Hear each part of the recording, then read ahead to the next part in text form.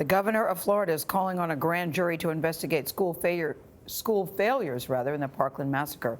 17 students and staff members were killed in that shooting at Marjory Stoneman Douglas High School 1 year ago today. That was 1/3 of the 56 school shooting deaths in 2018, making it the deadliest year on record. Adriana Diaz is in Parkland outside the school. Adrian, good morning on a very sad anniversary for the people there. A very sad day indeed, Gayle. We spoke to students and victims' parents who told us that they are finding strength through activism. They say the movement that emerged from this tragedy is keeping up momentum. In fact, just last week, there was a group on Capitol Hill lobbying lawmakers.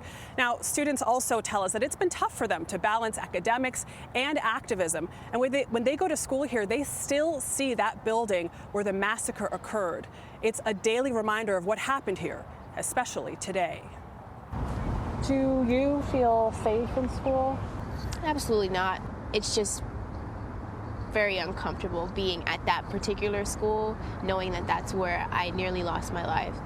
Marjory Stoneman Douglas High School has beefed up security, adding more than 100 new cameras and doubling its security staff to 18.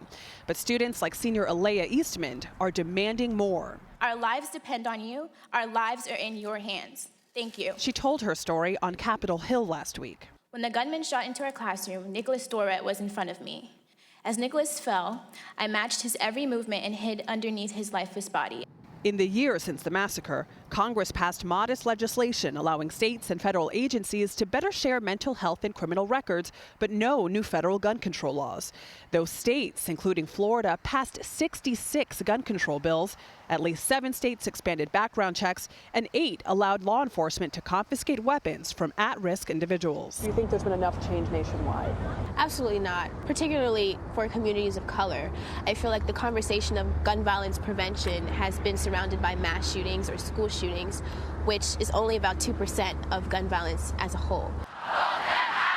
As students apply pressure publicly, I'm amazed that I cannot see the end of this crowd here in D.C. today. A Florida commission investigating the shooting made dozens of recommendations last month, including metal detectors and so-called hard corners where students can hide. This one from inside Stoneman Douglas is equipped with red first aid kits with tourniquets to stop bleeding.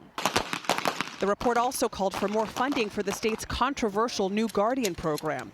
We visited a training in June where everyday people learn to become armed school guards. Parkland's district says it's adopted more than half of the recommendations so far. That report, I think, probably could have gone further than it did. Tom Hoyer lost his 15-year-old son Luke in the shooting.